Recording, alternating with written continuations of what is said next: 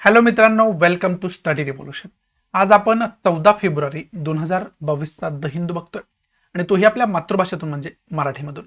पहिल्यांदा आपल्या लेक्चरचं स्वरूप सांगतो. पहिल्यांदा आपण जे काही महत्त्वाचे एडिटोरियल्स द हिंदूला असतात ते आपण डिटेलमध्ये डिस्कस करत असतो आणि त्यानंतर ज्या काही महत्त्वाच्या न्यूज असतात त्या आपण डिटेलमध्ये डिस्कस करण्याचा प्रयत्न करत असतो.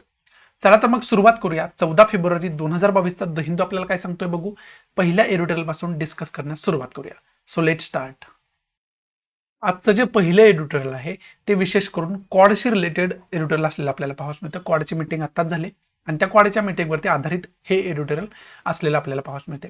आज एडिटोरियलमध्ये हेच आपण एकमेव एडिटोरियल बघणार आहोत, कारण याच्यामध्ये तुम्हाला देण्यासारखी माहिती खूप मोठ्या प्रमाणात आहे. याच्यामध्ये कमी पॉईंट अंडरलाईन केले, फक्त क्वाड विषयी बोलले गेले, परंतु याच्याविषयी सर्व जगामध्ये काय आता करंटला सुरू आहे ते सर्व तुम्हाला मी या एडिटोरियलच्या अंतर्गत समजावण्याचा प्रयत्न करणार आहे. त्यामुळे आजचं हे एकमेव एडिटोरियल जे आहे ते महत्त्वाचं आहे असं आपण म्हणू शकतो आणि हेच एक एडिटोरियल आज आपण डिटेलमध्ये डिस्कस करण्याचा प्रयत्न करणार आहोत. बाकी जर एडिटोरियल बघितले तर तेवढी काही इम्पॉर्टंट नाही आहेत, त्यामुळे याच्यावरतीच आपण जास्त टाइम स्पेंड करूया, जास्त डिस्कशन करूया, जेणेकरून हा जो महत्त्वाचा मुद्दा आहे तो विशेष करून आपल्याला समजून घेता येईल. आता विशेष करून याच्या अंतर्गत आपल्याला पॉईंट कोणते समजून घ्यायचे आहेत. पहिलं तर क्वाड विषयीची इन्फॉर्मेशन तुमच्याकडे असायला पाहिजे, ती तर तुम्ही विकिपीडियाच्या माध्यमातून सुद्धा बघू शकता. ह्या क्वाडचे मेंबर कोण कोण आहेत तर ऑस्ट्रेलिया आहे, इंडिया आहे, जपान आहे आणि USA आहे. विशेष करून एकमेकांच्या सिक्युरिटीच्या दृष्टीतून जो ग्रुप बनवला जातो त्याला आपण क्वाड असं संबोधतो. इतर देशांसोबत सुद्धा आपला क्वाड ग्रुप असू शकतो, जसा ऑस्ट्रेलिया, जपान आणि USA सोबत आहे. USA म्हणजे अमेरिका, या देशांसोबत आहे. परंतु आत्ताची जी क्वाडची मीटिंग झालेली आहे ती कोणता क्वाड आहे तर ऑस्ट्रेलिया, इंडिया, जपान आणि USA मध्ये जो बनलेला क्वाड आहे, क्वाड ग्रुप आहे, त्याच्याविषयीची ही मीटिंग आहे. मग याच्यामधले विशेष करून अंडरलाईन करण्यासारखे पॉईंट काय तर पहिला तर पॉईंट आहे चायनाविषयीचा. चायना जो कारवाई साऊथ चायना सी मध्ये करत असतो इलिगल, त्याचबरोबर लाईन ऑफ ऍक्च्युअल कंट्रोलवरती भारतासोबत करत असतोय, ते आपल्याला खरं तर समजून घेणं गरजेचं आहे. त्याच्यावेळी दुसरा की पॉईंट काय महत्वाचा येतोय तर दुसरा की पॉईंट विशेष करून रशियाचं आणि नाटोचं जे काही संबंध तणावले जात आहेत, विशेष करून मुद्दा कोणता आहे त्याच्यामध्ये तर युक्रेनचा मुद्दा आहे. युक्रेनच्या मुद्द्यावरून रशिया आणि नाटोमध्ये नॉर्थ अटलांटिक ट्रिटी ऑर्गनायझेशन आहे, त्या ऑर्गनायझेशनमध्ये जे काही क्लॅश वाढण्याची शक्यता आहे ते सुद्धा पॉईंट आपल्याला समजून घेणं गरजेचं आहे. आता रशिया युक्रेन जो काही कॉन्फ्लिक्ट चालू आहे त्याच्यावरती वेगळं लेक्चर ऑलरेडी मी आपल्या चॅनलवरती अपलोड करून ठेवलेलं आहे. ते जर तुम्ही बघितलं नसेल तर नक्की बघून घ्या. करंट बेस्ड इश्यू नावाची आपली प्लेलिस्ट आहे, त्याची लिंक सुद्धा मी डिस्क्रिप्शन बॉक्समध्ये दिले. त्या प्लेलिस्टमध्ये ते जे व्हिडिओ लेक्चर आहे ते तुम्हाला सापडेल. तो खूप महत्त्वाचा आत्ताचा मुद्दा आहे, करंटमध्ये गाजणारा सगळ्यात जास्त महत्त्वाचा मुद्दा आहे असं आपण म्हणू शकतो. आणि त्यामुळे त्याच्यावरती विशेष इन्फॉर्मेशन देणारं लेक्चर ऑलरेडी मी वेगळं बनवून ठेवले. त्याच्यामध्ये सर्व इन्फॉर्मेशन तुम्हाला युक्रेनची आणि रशियाची दिलेली आहे. नेमका कॉन्फ्लिक्ट कशामुळे आहे, तिथं नेमकं वाद काय चालू आहे, त्याच्यामध्ये नॉर्थ अटलांटिक ट्रिटी ऑर्गनायझेशनचा काय रोल आहे, USAचा काय रोल आहे, मग हा वाद किती विकोपाला जाऊ शकतो गेला तर, बाकी युरोपियन कंट्रीचा त्याच्यामध्ये काय स्टेक होल्डर्स आहेत, काय स्टेक आहे, काय भूमिका आहे, हे सर्व त्या लेक्चरमध्ये मी समजवण्याचा प्रयत्न केला आहे. त्याचबरोबर रशिया आणि युक्रेनचा जो संघर्ष आहे त्याची हिस्ट्री सुद्धा त्याच्यामध्ये मी सांगण्याचा प्रयत्न केला आहे.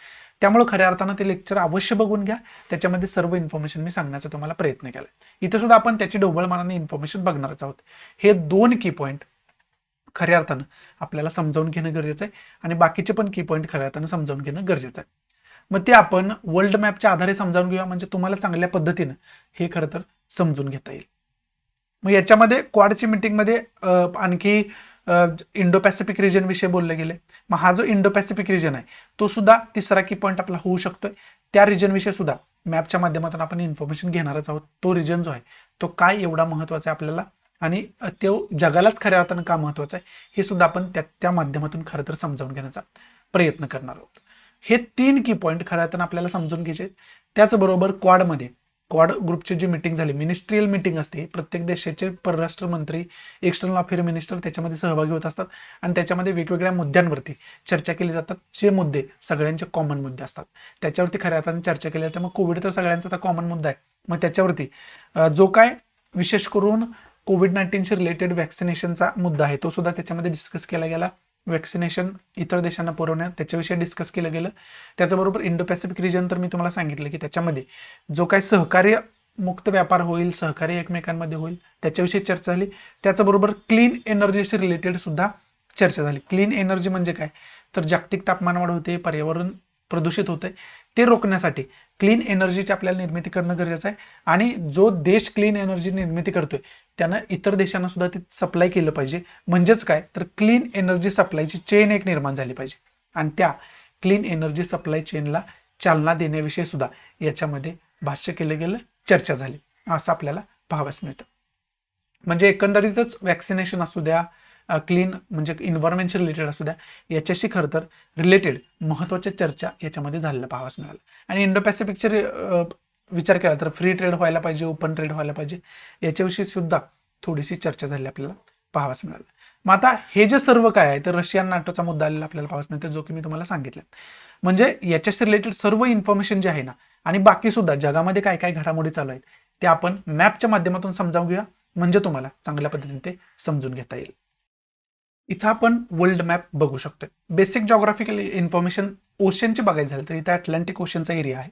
हा जो एरिया आहे तो अटलांटिक ओशनचा एरिया म्हणून ओळखला जातो आणि इकडचा जो एरिया आहे तो पॅसिफिक ओशनचा एरिया आहे, जो की आपण समजू शकतोय. तर उलट्या दिशेने जर मॅप बघितला तर तुम्हाला पॅसिफिक ओशनचा एरिया समजून घेता येईल. तो जर मॅप तुम्हाला दाखवायचा झाला तर तो मॅप सुद्धा मी तुम्हाला या ठिकाणी दाखवू शकतोय. विशेष करून हा जो एरिया आहे, कुठे गेला, हां, या मॅपमध्ये तुम्ही बघू शकताय. हा जो एरिया आहे, जो उलट्या दिशेने जर मॅप आपण बघितला तर चांगल्या पद्धतीने आपल्याला पाहावयास मिळतो.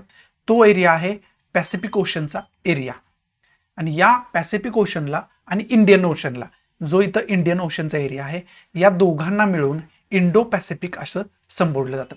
मग आता इंडो पॅसिफिक रिजन जर बघायचं झालं तुम्हाला तर इथं तुम्ही इंडो पॅसिफिकचा रिजन बघू शकताय. जो गोल वर्तुळ तुम्हाला दिसतंय ना, हे जे गोल वर्तुळ आहे ते विशेष करून तो जो एरिया आहे तो इंडो पॅसिफिकचा एरिया आहे. त्याच्या नावामध्येच आहे. इंडो म्हणजे इंडियन ओशन आणि पॅसिफिक म्हणजे पॅसिफिक ओशन. ह्या दोघांचा एरिया जो मिळून बनलेला आहे त्याला आपण इंडो पॅसिफिक रिजन असं संबोधतो. इथं जो आहे तो पॅसिफिक ओशनचा एरिया आहे आणि इकडं जो आहे तो इंडियन ओशनचा एरिया आहे आणि या दोघांनी मिळून जो पार्ट बनलेला आहे त्याला आपण होल, त्या पार्टला आपण इंडो पॅसिफिक रिजन असं संबोधतो. हे रिजन तुम्हाला अगोदर मॅपच्या माध्यमातून समजावून घेणं गरजेचं असतं. त्यामुळं याचा जर उल्लेख एरोटेलमध्ये येत असेल तर तुम्हाला ते इमॅजिन करायला सोपं जातं. तुम्हाला तुमच्या डोळ्यासमोर एक काल्पनिक प्रतिमा तयार होते आणि ही काल्पनिक प्रतिमा तयार होण्यासाठी तुम्हाला काय करणं गरजेचं असतं, मॅप रिडिंगवर तुमचं कमांड जास्त असणं गरजेचं असतं. मॅपवरती तुमचं कमांड जे आहे ते परफेक्ट असणं गरजेचं असतं. त्यामुळे तुम्हाला इंडो पॅसिफिकचा रिजन असू द्या, साऊथ चायना सीचा रिजन असू द्या. साऊथ चायना सीचा रिजन जर बघितला ना तर इथं जो आहे एरिया तो साऊथ चायना सीचा एरिया आहे आणि याच साऊथ चायना सीमध्ये जो चायना आहे तो आपला इलिगल हस्तक्षेप करण्याचा प्रयत्न करत असतो. मग हे जे महत्त्वाचे कॉन्ट्रोवर्शियल एरिया असतात ते तुम्हाला चांगल्या पद्धतीनं मॅपवरती माहिती असणं गरजेचं असतं आणि हे माहिती करून घेण्यासाठी तुम्हाला मॅप रिडिंगची प्रॅक्टिस करणं गरजेचं आहे. म्हणजे रोज तुम्ही मॅप रिडिंगला काही वेळ देणं गरजेचं असतं. जॉग्राफीमध्ये मॅप रिडिंग हा खूप महत्त्वाचा पार्ट आहे. मॅपवरती डायरेक्ट क्वेश्चन सुद्धा UPSC असू द्या, MPSC असू द्या, इव्हन कंबाईन असू द्या, या एक्झाममध्ये मॅपवरती डायरेक्ट क्वेश्चन विचारले गेलेत. त्यामुळे तशा पद्धतीने आपण त्या मॅपचा अभ्यास डिटेलमध्ये करणं अत्यंत गरजेचं असतं. त्यामुळे तशा पद्धतीने तुम्ही अभ्यास करणं गरजेचं असतं. म्हणून तर मी प्रत्येक करंट अफेअर्सच्या डिस्कशनमध्ये जास्तीत जास्त तुम्हाला मॅपच्या आधारे समजावून सांगण्याचा प्रयत्न करत असतो, जेणेकरून तुम्हाला चांगल्या पद्धतीनं तो जो मॅप आहे तो तुम्हाला लक्षात राहील आणि तुमची मॅपची जास्तीत जास्त प्रॅक्टिस होईल. आता दुसरा महत्त्वाचा मुद्दा म्हणजे इथं इंडिया जो दाखवलाय तो हा भाग इंडियाचा नाही असं दाखवलंय. असं बऱ्याच मॅपमध्ये तुम्हाला पाहाव्यास मिळतं. विशेष करून हा जो पाकव्याप्त काश्मीर आहे तो इंडियाचा भागच दाखवला जात नाही. याच्यावरून अनेक वेळा कॉन्ट्रोवर्सी सुद्धा झाली होती. इंडियन गव्हर्नमेंटनं गुगलला अशा प्रकारच्या नोटीस सुद्धा पाठवल्या होत्या. मग त्यामुळे वेगवेगळ्या ठिकाणांवरून जर मॅप सर्च केला आपण तर त्याचा मॅप जो आहे तो वेगवेगळा गुगल दाखवताना आपल्याला पाहावयास मिळतं. त्यामुळे तो सुद्धा इश्यू जो आहे, हे बारीक बारीक इश्यू जे असतात ते सुद्धा तुम्हाला माहिती असणं गरजेचं आहे. या बारीक इश्यूचाच मोठा याच्यावरती क्वेश्चन येऊ शकतो, जास्त मार्क्स मिळवणारा क्वेश्चन असू शकतो.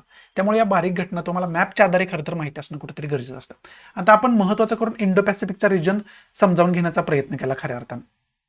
त्याचबरोबर आपल्याला काय माहिती पाहिजे तर ईस्ट चायना सी आणि साऊथ चायना सी माहिती पाहिजे. विशेष करून साऊथ चायना सी माहिती पाहिजे, जो की एरिया इथं आहे, जो की तुम्हाला याच्या अगोदर पण मी इंडो पॅसिफिकच्या रिजनमध्ये दाखवण्याचा प्रयत्न केला.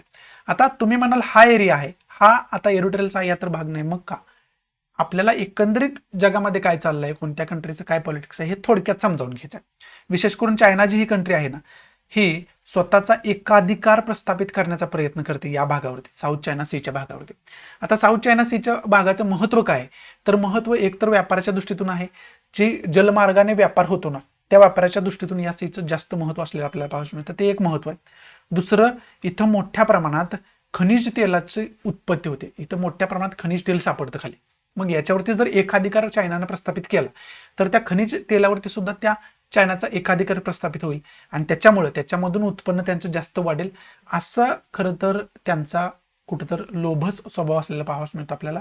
या लालचीपोटी, या लालसापोटी ते इथं एकाधिकार प्रस्थापित करण्याचा प्रयत्न करत असतात आणि कुठंतरी इल्लीगल म्हणजे बेकायदेशीर हस्तक्षेप त्याच्यामध्ये करण्याचा प्रयत्न करत असतात. परंतु त्यामध्ये त्यांनी आतापर्यंत यश प्राप्त केलेलं नाही, कारण ते इल्लीगल आहे. जगाचा त्याला कायमच विरोध राहणार नाही, विरोध राहणार आहे. इंटरनॅशनल कोर्ट ऑफ जस्टिसनं सुद्धा त्यांना सांगितलं होतं की अशा प्रकारच्या कारवाया ज्या आहेत त्या तुम्ही रोखून ठेवायला पाहिजे. तशा प्रकारचे जजमेंट सुद्धा इंटरनॅशनल कोर्ट ऑफ जस्टिसनं दिलं होतं. परंतु तरी सुद्धा त्यांच्या ज्या कारवाया आहेत त्या कारवाया आणखी रोखलेल्या नाहीत. अनेक वेळा त्या जे साऊथ चायना सी आहे ते जास्त न्यूजमध्ये असतं. त्यामुळे आपल्याला खरं तर याचं लोकेशन सुद्धा माहिती असणं कुठेतरी गरजेचं आहे. मग त्या अनुषंगानं आपण जर वर्ल्ड मॅप समजावून घेतला तर वर्ल्ड मॅपमध्ये आपल्याला विशेष करून आता क्वाडशी रिलेटेड इन्फॉर्मेशन घेणं गरजेचं आहे. क्वाड नेमका आता युनायटेड स्टेट ऑफ अमेरिका इथं आहे, त्याचबरोबर जपान कंट्री जी आहे ती इथं जपान असलेलं आपल्याला पाहावयास मिळतं आणि ऑस्ट्रेलिया इथं आहे आणि इथं आपला इंडिया असलेलं आपल्याला पाहावयास मिळतं. या चौघांमध्ये मिळून काय आहे, क्वाड ग्रुप आहे, समजते. आणि या क्वाड ग्रुपची मीटिंग जी आहे ती आता पार पडलेली आपल्याला पाहावयास मिळते.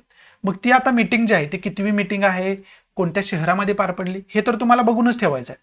त्यामध्ये काय वादच नाही. मला वाटतं मेलबर्नमध्ये ही पार पडली 14वी मीटिंग आहे असं मला वाटते, परंतु याची सत्यता पडताळून तुम्ही बघून ठेवणं गरजेचं आहे. आणि सत्यता पडताळल्यानंतर कमेंट बॉक्समध्ये नक्की सांगा की ही जी मीटिंग आहे ती कोणत्या शहरामध्ये पार पडली आणि कितवी मीटिंग होती, हे तुम्हाला माहिती असणं गरजेचं आहे आणि ते कमेंट बॉक्समध्ये नक्की सांगा. हा प्रश्न आहे आजच्या लेक्चरमधला, असं तुम्ही समजा आणि कमेंट बॉक्समध्ये सांगायला विसरू नका. मग या 4 कंट्रींनी मिळून ही क्वाड ग्रुपची स्थापना केली. त्याच्यामध्ये पहिला मुद्दा म्हणजे चायनाशी रिलेटेड डिस्कशन झालं. आता चायनाचं या मीटिंगमध्ये डायरेक्ट नाव घेतलं गेलं नाही, चायनाचं काय केलं नाही, डायरेक्ट नाव घेतलं गेलं नाही. परंतु याच्यामध्ये इनडायरेक्टली इंडियानं लाईन ऑफ ऍक्च्युअल कंट्रोलवरती जो चायना हस्तक्षेप करण्याचा प्रयत्न करत होता त्याच्यावरती इनडायरेक्टली भाष्य करण्याचा प्रयत्न केला. म्हणजे कोणत्या शब्दात सांगितलं की बॉर्डरच्या पलीकडे जे टेररिस्ट ऍक्टिव्हिटी होतात त्याच्यावरती आपल्याला काम करणं गरजेचं आहे. अशा प्रकारचं आपले जे एक्सटर्नल अफेअर मिनिस्टर आहेत एस जयशंकर यांच्याकडून बोलण्यात आलं. त्याचबरोबर चायना सीचं जे बेकायदेशीर हस्तक्षेप असतो साऊथ चायना सीमध्ये याच्यावरती सुद्धा इनडायरेक्ट डिस्कशन झालेलं आपल्याला पाहावयास मिळालं. आता तुम्ही म्हणाल लाईन ऑफ ऍक्च्युअल कंट्रोलवरती नेमकं तो चायना जो आहे तो काय कारवाई करण्याचा प्रयत्न करतो, तर या लाईन ऑफ ऍक्च्युअल कंट्रोलवरती अनेक ठिकाणावरून घुसखोरी करण्याचा प्रयत्न करत असतो आणि आपल्या भारताच्या भूभागावरती स्वतःचं वर्चस्व निर्माण करण्याचा प्रयत्न करत असतो, कब्जा करण्याचा प्रयत्न करत असतो. मग तो जर मॅप तुम्ही समजावून घेतला तर तो मॅप या ठिकाणी तुम्हाला चांगल्या पद्धतीनं पाहाव्यास मिळू शकतो. तो मॅप म्हणजे हा मॅप आहे, तो लाईन ऑफ ऍक्च्युअल कंट्रोलचा मॅप, जो की आपल्याला या एरियामध्ये इथं छोट्याशा मॅपमध्ये तुम्हाला सांगितलं नेमका एरिया काय आहे, चौकोन करून स्क्वेअरमध्ये. आणि ही जी आहे ती लाईन आहे ती म्हणजे लाईन ऑफ ऍक्च्युअल कंट्रोल, त्याला आपण LAC म्हणतो. आणि इकडची जी ही लाईन आहे त्याला आपण लाईन ऑफ कंट्रोल म्हणतो, म्हणजे LOC असं म्हणतो. LAC आणि LOC मध्ये डिफरन्स जो आहे तो तुम्हाला चांगल्या पद्धतीने माहिती असणं गरजेचं आहे. आणि हा जो एरिया आहे तो एरिया आहे अक्साई चीन, म्हणजे चायनानं व्याप्त केलेला एरिया आहे, त्याच्यावरती कब्जा केलेला एरिया आहे. आणि हा जो आहे एरिया तो पाक व्याप्त काश्मीर असं त्याला म्हटलं जातं, POK असं त्याला म्हटलं जातं. त्यामुळे त्याची सुद्धा इन्फॉर्मेशन तुम्हाला असायला पाहिजे. आणि इथं बोललं कुठं कशाविषयी जातं, तर हा जो एरिया आहे ही जी लाईन आहे लाईन ऑफ ऍक्च्युअल कंट्रोल, ती लाईन खरं तर त्याच्याविषयी बोललं जाते. मग त्याच्यावरती अनेक एरिया न्यूजमध्ये असतात, ते एरिया इथं दिलेले आहेत. ते एरिया न्यूजमध्ये का असतात, तर त्याच्यामध्ये अनेक वेळा चायना जो आहे तो घुसखोरी करण्याचा प्रयत्न करत असतो. त्यामुळं देप्सांग प्लेन जे आहे ते प्लेन जास्त न्यूजमध्ये असतं. त्यानंतर गलवान व्हॅलीचा एरिया जो इथं आहे तो गलवान व्हॅलीचा एरिया न्यूजमध्ये असतो. त्याचबरोबर जो पेंगांगसो लेकचा एरिया आहे, पेंगांगसो लेकचा नॉर्थचा एरिया आहे आणि साऊथचा एरिया आहे, हे 2 एरिया सुद्धा न्यूजमध्ये असतात. हॉट स्प्रिंगचा एरिया सुद्धा न्यूजमध्ये असतो. आणि याच्यामध्ये वारंवार 2 आर्मीमध्ये, इंडियन आर्मी आणि चायनीज आर्मी यांच्यामध्ये कॉन्फ्लिक्ट असलेला आपल्याला वारंवार पाहाव्यास मिळतो. त्यामुळे याची इन्फॉर्मेशन सुद्धा आपल्याला डिटेलमध्ये कुठंतरी असणं गरजेचं आहे. आता आपण काय केलं तर महत्त्वाचे करून इंडो पॅसिफिकचा रिजन बघितला, त्याचबरोबर चायनाची सिच्युएशन बघितली, साऊथ चायना सीचा रिजन आपण खऱ्या अर्थानं डिटेलमध्ये समजावून घेण्याचा प्रयत्न केला. आता राहिला मुद्दा काय, तर राहिला मुद्दा आपला हा की रशिया आणि युक्रेन कॉन्फ्लिक्ट नेमका काय आहे ते समजावून घेण्याचा खरं तर आता ढोबळमानानं आपल्याला समजावून घ्यायचं. डिटेल त्याची इन्फॉर्मेशन देणारं वेगळं लेक्चर ऑलरेडी अपलोड करून ठेवले. ती जी प्लेलिस्ट आहे करंट बेस्ड इश्यू नावाची, ती प्लेलिस्टची लिंक जी आहे ती मी डिस्क्रिप्शन बॉक्समध्ये दिली. ते बघितलं नसेल तर तुम्ही अवश्य बघून घ्या. परंतु इथं ढोबळमानानं तुम्हाला इन्फॉर्मेशन देतो. आता विशेष करून रशिया जो आहे तो रशिया सुद्धा चायनासारखंच युक्रेनच्या काही भागांवरती स्वतःचं वर्चस्व प्रस्थापित करण्याचा प्रयत्न करत असतो. इथं युक्रेन ही कंट्री आहे, तुम्ही बघू शकता, आणि इथं रशिया ही कंट्री आहे. आणि ही रशिया जी आहे ती या युक्रेनवरती म्हणजे घुसखोरी करण्याचा प्रयत्न करतात, हे सगळ्याच जगाला माहिती आहे. आणि आता घडामोडी काय झाल्या तर युक्रेन बाउंड्रीवरती रशियन ट्रूप्स डिप्लॉय केले गेले, रशियन सैनिक डिप्लॉय केले गेले विशेष करून. त्यामुळं त्या दोघांमध्ये, त्या दोन कंट्रीमध्ये तणाव जास्त वाढलेला पाहावयास मिळाला. त्याच्यामध्ये अनेक वेळा कॉन्फ्लिक्टमध्ये युक्रेनचे काही जवान सुद्धा शहीद झाले, जखमी झाले, ह्या सुद्धा बातम्या येत होत्या. आणि त्यानंतर कॉन्फ्लिक्ट जसं जसं वाढत जाईल तसं युनायटेड स्टेट ऑफ अमेरिकानं त्याच्यावरती टीका करायला सुरुवात केली, विशेष करून रशियावरती. आणि त्याचबरोबर नॉर्थ अटलांटिक ट्रीटी ऑर्गनायझेशन जे आहे या ऑर्गनायझेशननं सुद्धा त्याच्यामध्ये सकारात्मक उडी घेतली आणि युक्रेनला स्वतःचा डायरेक्ट पाठिंबा दर्शवला. आता नाटो आणि रशियामध्ये न पटण्याचा फक्त युक्रेन हेच कारण नाही, तर नॉर्थ अटलांटिक ट्रीटी ऑर्गनायझेशनची स्थापना आहे ती स्थापना झाली होती रशियाला प्रतिकार करण्यासाठी. त्याला त्यावेळेस सोव्हिएत युनियन म्हटलं जायचं. आणि त्या रशियाला प्रतिकार करण्यासाठी नाटोची स्थापना झाली होती. त्यामुळे रशियाचा आणि नाटोचा 36चा आकडा आहे असं आपण आपल्या भाषेमध्ये म्हणू शकतो. मग ते जे नाटो आहे ते नाटोनं काय केलं, आता या मॅटरमध्ये युक्रेनला सपोर्ट केला. मग विशेष करून नाटोचे मेंबर पहिल्यांदा फाउंडिंग मेंबर 12च होते. त्यानंतर फाउंड झाल्यापासून नाटो आतापर्यंत त्याचे 30 मेंबर झालेले आहेत. आणि रशिया जो आहे तो उघड अनेक वेळा रशियानं बोलणं केलेलं आहे की नाटोनं जे हे मेंबरचं विस्तारीकरण आहे, मेंबर वाढवत चाललं आहे नाटो, ते त्यांनी थांबवायला पाहिजे. आणि त्याच्यामध्ये विशेष करून रशियाचे शेजारील कंट्री जे आहेत त्याच्यामध्ये इस्टोनिया आहे, लत्विया आहे, लिथुआनिया आहे, इकडे युक्रेन आहे, बेलारुस आहे, बाकी कझाकिस्तान, मंगोलिया, चायना, ह्या शेजारील कंट्री आहेत. या कंट्रींना सुद्धा नाटो जो आहे तो आपला मेंबर भविष्यामध्ये करेल अशी रशियाला भीती आहे. आणि जर तसं झालं तर मग ही शेजारील कंट्री ज्या आहेत सगळ्या, त्या शेजारील कंट्री नाटोचे मेंबर झाले तर सगळ्या एनिमी कंट्रीज रशियाचा बनू शकतात. किंवा जर वेळ आली तर त्या कंट्री कोणाला फेवर करतील, नाटोला फेवर करतील. रशियाला का फेवर करतील, कारण त्या नाटोचे मेंबर असतील. त्यामुळे सुद्धा रशियाचं आणि नाटोचं जे आहे ते 36चा आकडा आहे, दोघांचा अजिबात पटत नाही हे आपण म्हणू शकतोय. मग हा जो इश्यू आहे तो सुद्धा या क्वाडमध्ये जो आहे तो खऱ्या अर्थानं थोड्या बहुत प्रमाणात डिस्कस करण्याचा प्रयत्न केला गेला. त्यामुळे जगामध्ये आता सगळ्यात जास्त हॉट जर सब्जेक्ट कोणता आहे असं आपण म्हणू शकत असेल तर तो हॉट सब्जेक्ट आहे रशिया युक्रेन कॉन्फ्लिक्ट. त्यामुळे त्याच्यावरती वेगळं लेक्चर डिटेलमध्ये मी बनवून ठेवले. या इश्यूविषयी तुम्हाला डिटेलमध्ये इन्फॉर्मेशन असायलाच पाहिजे असं मी म्हणेन. त्यामुळे त्याचे डिटेल इन्फॉर्मेशन काढून ठेवा, म्हणजे एकंदरीतच जगामध्ये जे काय चाललं आहे ते जगामध्ये काय चाललंय हे तुम्हाला थोडक्यात मी या ठिकाणी सांगण्याचा प्रयत्न केला. बाकी मग चायनाचं त्याच्यामध्ये काय स्टेक होल्डर आहे, रशिया युक्रेन काय कॉन्फ्लिक्ट आहे, साऊथ चायना सीचं काय महत्त्व आहे, इंडो पॅसिफिक रिजनचं काय महत्त्व आहे ते तुम्हाला सांगितलं.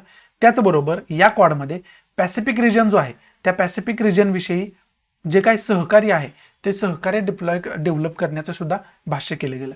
आता पॅसिफिक रिजन याच्यापेक्षा आणखी जास्त चांगल्या पद्धतीने आपल्याला या मॅपमध्ये सुद्धा चांगल्या पद्धतीने आपण बघू शकतो की पॅसिफिक रिजनचा एरिया नेमका कशा पद्धतीचा आहे. दुसरा मॅप जर बघितला, हा मॅप आपण बघू शकतो. याच्यामध्ये चांगल्या पद्धतीने तुम्हाला पॅसिफिक रिजनचा एरिया दिला गेला. मग तो जो पॅसिफिक रिजनचा एरिया आहे तो हा पॅसिफिक रिजनचा एरिया आहे. आणि याच्यामध्ये ग्रुपिंग सुद्धा अनेक कंट्रीमध्ये झाले, त्या कंट्री सुद्धा इथं आपल्याला पाहाव्यास मिळतात. आणि या पॅसिफिक ओशनमध्ये हे जे ग्रुपिंग आहे त्याच्यामध्ये इंडिया कुठंच सहभागी नसलेला आपल्याला पाहाव्यास मिळतं खऱ्या अर्थानं. त्यामुळे इंडियाला क्वाडच्या माध्यमातून याच्यामध्ये जो आहे तो ट्रेड आपला सुलभ करणं गरजेचं आहे. मग क्वाडमध्ये जपान कंट्री आहे, इकडे ऑस्ट्रेलिया कंट्री आहे, आणि ही जी आहे ते अमेरिका कंट्री त्याच्यामध्ये असलेली आपल्याला पाहाव्यास मिळते विशेष करून. मग ती विशेष करून हा एरिया आहे तो कॅनडाचा एरिया आहे, आणि हा जो एरिया आहे तो अमेरिकेचा एरिया असलेला आपल्याला पाहाव्यास मिळतं. आणि ही जी अमेरिका आहे ती सुद्धा क्वाडचा एक मेंबर आहे ज्याची मीटिंग आता संपुष्टात आली. आणि त्याच्यामध्ये जर या पॅसिफिक रिजनचं एरिया बघितला तर पॅसिफिक रिजन आणि अटलांटिक रिजन हे दोन रिजन जे आहे ते सामुद्रिक व्यापारासाठी सगळ्यात मोठे जागतिक लेवलचे एरिया मानले जातात. आणि ते आहे सुद्धा, मॅप बघितल्यावर तुम्हाला समजलं असेल. मग त्याच्यामध्ये जर आपल्याला आत्ताच्या काळातील व्यापारामध्ये टिकून राहायचं असेल, मार्केटमध्ये टिकून राहायचं असेल, तर या एरियामध्ये ज्या ज्या कंट्री स्टेक होल्डर आहेत त्या कंट्रीजसोबतचे संबंध जे आहेत ते विशेष करून व्यापारिक संबंध आपल्याला चांगल्या पद्धतीनं डेव्हलप करणं गरजेचं असतं आणि त्याच्याविषयी चर्चा या क्वाडमध्ये झालेली आपल्याला पाहावयास मिळते. त्यामुळे हा एरिया तुम्हाला मी दाखवण्याचा या ठिकाणी प्रयत्न केला. बाकी या एडिटोरियलमध्ये इम्पॉर्टंट असं काय नाही, एडिटोरियलमध्ये काय होतं त्याच्यापेक्षा सगळं काय तुम्हाला याच्यामध्ये समजावण्याचा प्रयत्न केलाय, जेणेकरून कोणत्या जर इश्यूवरती क्वेश्चन फॉर्म झाला तरी तुम्हाला त्याची ढोबळ मनाने इन्फॉर्मेशन असायला पाहिजे आणि आपल्या सोप्या भाषेत सगळी काही इन्फॉर्मेशन तुम्हाला या ठिकाणी मी देण्याचा प्रयत्न केलाय. बाकी एडिटोरियलमध्ये इम्पॉर्टंट काय असं नव्हतं आणि आजच्या द हिंदूला महत्त्वाचं एडिटोरियल हेच फक्त होतं. त्यामुळे आता ज्या काही महत्त्वाच्या न्यूज आहेत त्या डिस्कस करण्यास सुरुवात करूया. So let start. पहिली जी आपली न्यूज आहे ती विशेष करून इलेक्शन सुरू आहे. 5 राज्यांमध्ये इलेक्शन सुरू आहे. मग ते कमेंट बॉक्समध्ये नक्की सांगा की ते 5 राज्य कोणते आहेत की त्यांच्यामध्ये विधानसभा इलेक्शन आता सुरू आहे आणि विशेष करून त्या विधानसभा इलेक्शन विषयीच हे बोलले गेले. विशेष करून ही जी न्यूज आहे ती पॉलिटिकल न्यूज आहे. कोणत्या राज्यामध्ये कोणत्या पक्षाला जास्त स्टेक आहे वगैरे वगैरे हे डिस्कस याच्यामध्ये केले, जे की आपल्यासाठी अजिबात इम्पॉर्टंट नाही, फक्त वायफळ गप्पा आहेत. आपल्यासाठी इम्पॉर्टंट काय तर हे जे इलेक्शन कंडक्ट करणारी बॉडी आहे सेंट्रल लेवलची ती इलेक्शन कमिशन ऑफ इंडिया ही बॉडी असते. त्यामुळं त्या इलेक्शन कमिशन ऑफ इंडियाविषयीची डिटेल इन्फॉर्मेशन असायला पाहिजे. ही जी आहे ती घटनात्मक बॉडी आहे, कॉन्स्टिट्युशनल बॉडी असं त्याला म्हणतो आपण. मग आता महत्त्वाचं करून कॉन्स्टिट्युशनल बॉडी कोणती असते आणि स्टॅच्युटरी बॉडी कोणती असते ते आपल्याला माहिती असणं गरजेचं आहे. महत्त्वाच्या 2 प्रकारच्या बॉडीज असतात, एक घटनात्मक असते आणि एक कायदेशीर असते. घटनात्मक बॉडी असते तिची तरतूदच घटनेमध्येच केलेली असते, त्यासाठी वेगळा कायदा बनवण्याची गरज नसते. परंतु त्यानंतर घटना स्थापन झाल्यानंतर काय बॉडीज निर्माण केल्या गेल्यात, जसं की सेबी आपण म्हणलो होतं स्टॅच्युटरी बॉडी आहे त्या बॉडीज कायदा बनवून निर्माण केलेल्या असतात. त्यामुळं त्याला आपण कायदेशीर बॉडी किंवा स्टॅच्युटरी बॉडी म्हणतो. हे 2 फरक असतात कॉन्स्टिट्युशनल बॉडी आणि स्टॅच्युटरी बॉडीमध्ये. त्यामुळं ही जी इलेक्शन कमिशन ऑफ इंडिया आहे ती कॉन्स्टिट्युशनल बॉडी आहे, घटनात्मक संस्था आहे. त्यामुळे याचे डिटेल इन्फॉर्मेशन तुम्हाला असायला पाहिजे. याच्याशी रिलेटेड घटनेमध्ये कलम कोणता आहे, पार्ट कोणता आहे आणि इलेक्शन कमिशन ऑफ इंडिया जो असतो chief election commission of India त्याची नेमणूक कशा पद्धतीने केली जाते याची सर्व इन्फॉर्मेशन तुम्ही काढून ठेवणं अत्यंत गरजेचं आहे. आणि विशेष करून कोणत्या 5 राज्यांमध्ये इलेक्शन चालू आहे ते तर कमेंट बॉक्समध्ये सांगा, असं तुम्हाला मी ऑलरेडी सांगितलेलं आहे. बाकी याच्यामध्ये इम्पॉर्टंट असं काही नाहीये. पुढची जी न्यूज आहे ती श्रीलंकेशी रिलेटेड आहे आणि श्रीलंकेमध्ये त्यांच्या नेव्हल बेसमध्ये काही फिशरमॅन आपले तामिळनाडूचे गेले, त्यामुळे 12 फिशरमॅनला त्यांनी नेव्हीनं त्यांच्या अरेस्ट केलेल्या आपल्याला पाहावयास मिळते आणि 2 बोट ज्या आहेत त्या सीज केलेल्या आपल्याला पाहावयास मिळतात. आता विशेष करून तामिळनाडूचा आणि श्रीलंकेचा जे काय पाण्याचा वाद चालू आहे, मासेमारीचा वाद चालू आहे, तो वारंवार न्यूजमध्ये असताना पाहावयास मिळतो. कारण तामिळनाडूचे जो लोक आहेत, जो एरिया समुद्राचा श्रीलंकेला गेलेला आहे तो एरिया सुद्धा पारंपरिक विचार करून तो आपलाच समजतात. त्यामुळे त्या एरियामध्ये अनेक वेळा घुसखोरी करून मासेमारी करण्याचा प्रयत्न करणार आणि त्यांच्या दृष्टीतून ते कोणत्याही प्रकारे बेकायदेशीर ते मानत नाही. त्यामुळे हे श्रीलंकन जी नेव्ही आहे ते वारंवार या लोकांना अरेस्ट करत असते आणि त्यानंतर सोडून पण देत असते वॉर्निंग देऊन. परंतु हा जो इश्यू आहे तो वारंवार न्यूजमध्ये असतो, वारंवार हे प्रकार घडत असतात. त्यामुळे आपल्याला एकतर पहिला मुद्दा म्हणजे इंडियापासून श्रीलंकेचं लोकेशन कशा पद्धतीचं आहे हे मॅपच्या माध्यमातून बघणं गरजेचं आहे. त्याचबरोबर हा इश्यू जो आहे तो इश्यू सुद्धा आपल्याला माहिती असणं कुठेतरी गरजेचं आहे. याच्या अगोदर सुद्धा असं झालं होतं, जवळजवळ 20 पेक्षा जास्त मासेमारी करणारे जे तामिळनाडूचे लोक आहेत त्यांना श्रीलंकन नवीन अरेस्ट केली गेली होती आणि त्यानंतर त्यांना सोडण्यात सुद्धा आलं. आणि तशा पद्धतीची मग इन्फॉर्मेशन आपल्याला असणं गरजेचं आहे. इन्सिडेंट का होत असतात त्याची एक हिस्ट्री आपल्याला माहिती असणं कुठेतरी गरजेचं आहे. त्याचबरोबर तामिळनाडूचं लोकेशन, श्रीलंकेचं लोकेशन व्यवस्थितरित्या आपण बघून ठेवणं गरजेचं आहे. तशा पद्धतीनं त्याचा खरं तर अभ्यास करून ठेवणं अत्यंत गरजेचं होऊन बसतं.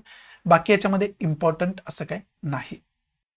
पुढचा जो चार्ट दिलाय तो IPL रिलेटेड चार्ट दिलेला आपल्याला पाहावयास मिळते आणि IPL रिलेटेड जे काही ऑप्शन खेळाडूंचं असतं, खेळाडूंची बोली लागली जाते ती सुरू असलेली आपल्याला पाहावयास मिळते. आणि दुसऱ्या दिवशी जो टीम डेव्हिड आहे तो जास्त बोली लागणारा प्लेयर ठरलेला आहे, त्याला 8.25 कोटी रुपयाची बोली लागलेली आहे.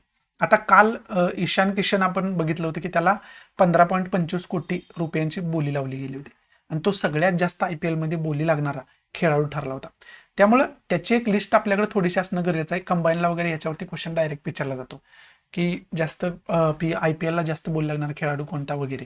त्यामुळे पहिले 5 खेळाडू जे आहेत ते तुम्हाला माहिती पाहिजे, ते कोणत्या टीमकडून खेळतात हे तुम्हाला माहिती पाहिजे आणि विशेष करून त्यांची जर काही बेसिक इन्फॉर्मेशन असेल, त्यांनी किती रन्स कंप्लीट केल्या वगैरे, इंडियासाठी कधी खेळले होते, कोणत्या मॅचमध्ये ते खेळले होते, हे सर्व इन्फॉर्मेशन तुम्हाला त्या खेळाडूविषयी असणं कुठेतरी गरजेचं आहे. त्यांच्यावरती जर क्वेश्चन फॉर्म झाला तर तो कशाही पद्धतीने फॉर्म होऊ शकतो. त्यामुळे आपल्याला शाश्वत इन्फॉर्मेशन त्यांची असायला पाहिजे, सर्वांगीण इन्फॉर्मेशन त्यांची असायला पाहिजे. बाकी याच्यामध्ये इम्पॉर्टंट असं काही नाही. आणखी की पॉईंट बघायचं झालं तर IPL विषयीची कधीपासून IPL सुरू केली, त्याचा उद्देश काय होता वगैरे वगैरे सर्व इन्फॉर्मेशन तुम्ही काढू शकता. बाकी याच्यामध्ये इम्पॉर्टंट असं काही नाहीये. पुढची न्यूज आहे संत रामानुजाचार्य यांचा जो पुतळा आहे तो विशेष करून 216 फुटांचा पुतळा आहे. तो प्राईम मिनिस्टर नरेंद्र मोदींकडून सुद्धा इनॉग्रेशन झालं होतं त्याचं. आणि आता रामनाथ कोविंद यांनी जे गोल्डन मूर्ती आहे त्याची सोन्यानं बनलेली मूर्ती आहे त्याला सुद्धा वंदन केलेलं, त्याचं सुद्धा इनॉग्रेशन केलेलं या ठिकाणी आपल्याला पाहावयास मिळालं. त्यामुळे आपल्याला काय करायचं आहे, याच्या अगोदर पण मी हे तुम्हाला सांगितले की रामानुजाचार्य हे जे संत होते ते विशेष करून डिटेलमध्ये इन्फॉर्मेशन त्यांची असायला पाहिजे. ते विशेष करून धर्मामध्ये पण शैव पंथ होता, वैष्णव पंथ होता. मग ते कोणत्या पंथाशी रिलेटेड होते याची डिटेल इन्फॉर्मेशन असायला पाहिजे. जर एन्सेंट इंडियाचा तुम्ही अभ्यास केला तर हे 2 पंथ जे आहेत ते तुम्हाला आढळतील. आणि विशेष करून याच्यामध्ये UPSCला सुद्धा अनेक वेळा प्रिलियमला क्वेश्चन विचारला गेलाय आणि मेन्सला सुद्धा क्वेश्चन विचारला गेलाय. त्यामुळे त्या दृष्टीतून ही जी न्यूज आहे ती आपल्याला महत्त्वाची आहे. त्यामुळे संत रामानुजाचार्य यांच्याविषयीची डिटेल इन्फॉर्मेशन काढून ठेवा. आणि याच्या अगोदर सुद्धा मी तुम्हाला ते कोणत्या पंथाशी रिलेटेड वगैरे आहेत तुम्हाला सांगितलं होतं. जर ते तुम्ही लेक्चर बघितलं असेल आणि तुम्हाला ते माहिती असेल तर ते कमेंट बॉक्समध्ये सांगायला विसरू नका. नक्की कमेंट बॉक्समध्ये सांगा की नेमकं ते काय आहे, शैव पंथाशी रिलेटेड आहेत की वैष्णव पंथाशी रिलेटेड. ती सर्व इन्फॉर्मेशन तुम्हाला माहिती असणं अत्यंत गरजेचं आहे. आणि एकंदरीत संत रामानुजाचार्य आहेत यांची डिटेल इन्फॉर्मेशनच तुम्हाला माहिती असणं गरजेचं आहे. यांच्यावरती कशाही पद्धतीनं क्वेश्चन फॉर्म होऊ शकतो. पुढची आपण म्हणू शकतो की आर्थिक क्षेत्रातली खूप मोठी घडामोड आहे ती सांगणारी खरं तर न्यूज आहे असं म्हणू शकतो आपण. जी LIC कंपनी आहे त्याला आपण लाईफ इन्शुरन्स कंपनी असं म्हणतो, ती 100% सरकारच्या मालकीची आहे. परंतु त्याच्यामधला 5% हिस्सा जो आहे तो सरकारने विकायला काढलेला आपल्याला पाहावयास मिळते. आणि विशेष करून तशा प्रकारचा जो प्रस्ताव आहे तो सेबीकडे सुपूर्द केलेला सरकारनं आपल्याला पाहावयास मिळाला.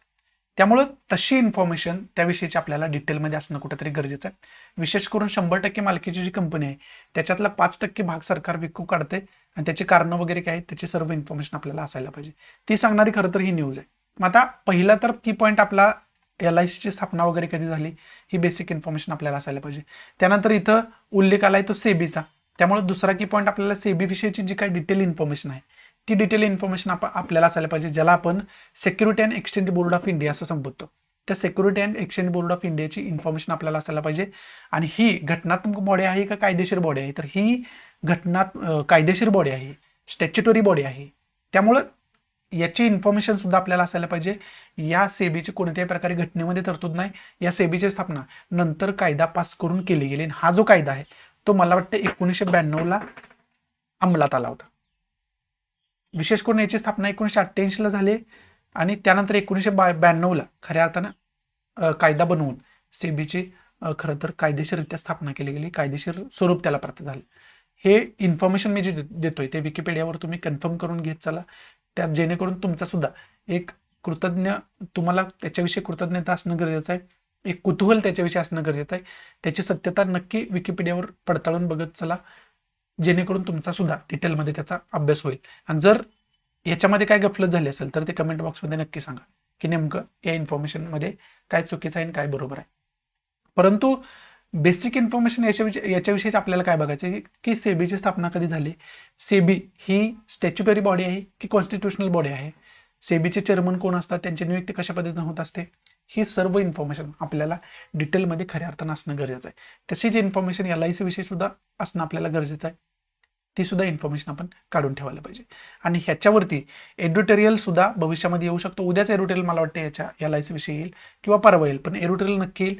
त्यावेळी सुद्धा आपण डिटेलमध्ये याची इन्फॉर्मेशन बघणारच आहोत. पुढची न्यूज आहे ती सेंट्रल हेल्थ मिनिस्ट्रीशी रिलेटेड न्यूज असले आपल्याला पाहावयास मिळते. आणि 15 ते 17 वयोगटातील मुलांना वॅक्सिनेशन देणं सुरू होतं. त्याच्यामध्ये पहिला डोस घेणाऱ्यांची संख्या 70% झालेली आहे. म्हणजे 70% 15 ते 17 वयोगटातील लोकांना म्हणजे मुलांना फर्स्ट डोस देऊ शकलेले आतापर्यंत आपण, असं central health minister Mansukh Mandaviya यांनी जाहीर केलं आपल्याला पाहावयास मिळते. म्हणजे याच्यामध्ये जी अचिव्हमेंट आहे आपली पहिला डोस देण्यामध्ये ती 70%च्या आसपास गेलेली आहे. ही कुठंतरी चांगली गोष्ट आहे असं आपण या न्यूजमध्ये समजू शकतो. मग याच्यामधून की पॉईंट आपल्याला काय घ्यायचा आहे, पहिला तर की पॉईंट ही जी न्यूज आहे ती कोविड-19शी रिलेटेड आहे. त्याच्यामुळे आपल्याला कोविड-19चे व्हेरियंट्स इंडियामध्ये मुख्य करून किती प्रकारचे आढळतात, त्यांचं लिनेज काय आहे, त्यांची नावं काय आहेत ते माहिती असणं गरजेचं आहे. मला वाटतं अल्फा एक व्हेरियंट आहे, कप्पा एक व्हेरियंट आहे, सॉरी डेल्टा एक व्हेरियंट आहे, कप्पा एक व्हेरियंट आहे आणि आणखी एक व्हेरियंट आहे, त्याचं लिनेजच त्याचं नाव असलेलं आपल्याला पाहावंच मिळतं. मग ते डेल्टा, कप्पा आणि तिसरा जो व्हेरियंट आहे, त्या 3 व्हेरियंट विषयीची डिटेल इन्फॉर्मेशन आपल्याला असायला पाहिजे. आणि जगामध्ये आतापर्यंत किती व्हेरियंट सापडलेले आहेत आणि कोणकोणत्या कंट्रीमध्ये त्याचं ओरिजिन आहे ते सर्व इन्फॉर्मेशन आपल्याला असायला पाहिजे. त्याच्यामध्ये झेटा व्हेरियंट आहे, आयोटा व्हेरियंट आहे, ओमायक्रॉन आहे, हे सर्व व्हेरियंट बाकीचे आले, त्या सर्वांबद्दल आपल्याला डिटेलमध्ये इन्फॉर्मेशन असायला पाहिजे. हा पहिला की पॉईंट आपला. दुसरा की पॉईंट विशेष करून वॅक्सिनेशन विषयीची डिटेल इन्फॉर्मेशन असायला पाहिजे. इंडियन मेड वॅक्सिन किती प्रकारचे आहेत ती इन्फॉर्मेशन पाहिजे. त्याचबरोबर वॅक्सिन जर इंडिया दुसऱ्या कंट्रीकडून घेत असेल कोणत्या, तर ती वॅक्सिन कोणती आहे आणि कोणत्या कंट्रीकडून इंडिया घेते ही सर्व इन्फॉर्मेशन आपल्याला असणं अत्यंत गरजेचं होऊन बसतं या न्यूजच्या अंतर्गत. बाकी या न्यूजमध्ये खऱ्या अर्थाने इम्पॉर्टंट असं काय नाही, त्यामुळे पुढची महत्त्वाची कोणती न्यूज आहे बघूयात आपण. इथं खऱ्या अर्थानं आजच्या द हिंदूमध्ये ज्या काही महत्त्वाच्या न्यूज होत्या आणि जे काही महत्त्वाचे एडिटोरियल्स होते ते आपण डिस्कस करण्याचा या ठिकाणी प्रयत्न केला. इथं खऱ्या अर्थानं आजचा द हिंदू समाप्त होत आहे. आशा आहे की मी तुम्हाला चांगल्या पद्धतीनं याचं एक्सप्लेनेशन देऊ शकलो असेल. विशेष करून जाता जाता महत्त्वाचे की पॉईंट्स न्यूजमध्ये काय आहेत ते तुम्हाला सांगतो. करंटमध्ये आता जास्त या आठवड्यामध्ये करंटमध्ये असणार पहिलं प्रकरण तर कर्नाटकमध्ये जे हिजाब प्रकार घडलेला आहे, हिजाबचे रिलेटेड प्रकरण आहे, ते प्रकरण जास्त न्यूजमध्ये 3 दिवस झालं मी तुम्हाला सांगतो हेच. याच्याविषयी डिटेल इन्फॉर्मेशन असायला पाहिजे. विशेष करून धर्माचं स्वरूप त्याला प्राप्त झाल्यामुळे आपल्याला फ्रीडम ऑफ रिलिजन काय, धार्मिक स्वातंत्र्य हा मुद्दा काय घटनेमध्ये, त्याची डिटेल इन्फॉर्मेशन घेऊन ठेवायचे. त्याचबरोबर घटनेच्या प्रस्तावनेमध्ये सेक्युलरिझम शब्द आलाय, धर्मनिरपेक्षता, ती जी कन्सेप्ट आहे ती संकल्पना सुद्धा डिटेलमध्ये आपल्याला समजून घ्यायची आहे. पहिला की पॉईंट आहे. दुसरा, वर्ल्ड लेवलला आपण बघितलं तर रशिया युक्रेन वाद सुरू आहे, त्याच्यामध्ये नाटो सुद्धा आहे, त्याच्यामध्ये USA एक स्टेक होल्डर आहे. मग तो रशिया युक्रेन वाद काय आहे ते तुम्हाला समजावून घ्यायचं आहे. त्याच्या रिलेटेड ऑलरेडी मी एक लेक्चर बनवले, ऑलरेडी तुम्हाला त्याच्याविषयी इन्फॉर्मेशन मी सांगितले. तो दुसरा खूप महत्त्वाचा मुद्दा आहे, तो आपण डिटेलमध्ये बघून ठेवायला पाहिजे. आणि मॅप रिडिंगच्या दृष्टीतून जर बघितलं तुम्ही तर मॅप रिडिंगच्या दृष्टीतून तुम्हाला लाईन ऑफ ॲक्च्युअल कंट्रोलचा मॅप डिटेलमध्ये माहिती असणं गरजेचं आहे. त्याचे जे एरिया न्यूजमध्ये आहेत ते बघून ठेवणं गरजेचं आहे. त्याचबरोबर पॅसिफिक ओशनचा रिजनचा जो एरिया आहे तो पॅसिफिक ओशनचा एरिया तुम्हाला डिटेलमध्ये माहिती असणं गरजेचं आहे. आणि त्या पॅसिफिक ओशनमध्ये कोणकोणते महत्त्वाचे ग्रुप्स आहेत, कंट्रींचे ग्रुप म्हणतो आपण त्याला, ते ग्रुप महत्त्वाचे कोणते आहेत ते डिटेलमध्ये माहिती असणं तुम्हाला गरजेचं आहे. त्याचबरोबर इंडो पॅसिफिकचा रिजन जो आहे तो इंडो पॅसिफिकचा रिजन सुद्धा तुम्हाला डिटेलमध्ये माहिती असणं कुठेतरी गरजेचं आहे. तो सुद्धा जो रिजन आहे तो चांगल्या पद्धतीनं मॅप रिडिंगच्या माध्यमातून बघून ठेवा. त्याच्या कंट्री त्याच्यामध्ये कोणकोणत्या आहेत त्या सर्व इन्फॉर्मेशन तुम्हाला असायला पाहिजे. हा तिसरा की पॉईंट. आणि आणखी म्हटलं तर विशेष करून आता चौथा बघितला तर क्वाडची मीटिंग आता झाली, त्यामुळे त्या क्वाड विषयी तुम्हाला डिटेल इन्फॉर्मेशन असायला पाहिजे. समजते, जे ऑस्ट्रेलिया, इंडिया, जपान आणि आपण म्हणू शकतो USA हे जे क्वाडचे मेंबर आहेत त्या मेंबर विषयीची सुद्धा तुम्हाला इन्फॉर्मेशन आपल्याला असणं कुठेतरी गरजेचं आहे. हे 4 की पॉईंट आता न्यूजमध्ये जे महत्त्वाचं की पॉईंट आहेत ते तुम्हाला सांगितले. तुम्ही याची मिनिमम याची तरी इन्फॉर्मेशन तुम्हाला डिटेलमध्ये असायलाच पाहिजे. त्यामुळे ती इन्फॉर्मेशन डिटेलमध्ये तुम्ही काढून ठेवा, याच्यावरती फोकस करत चला.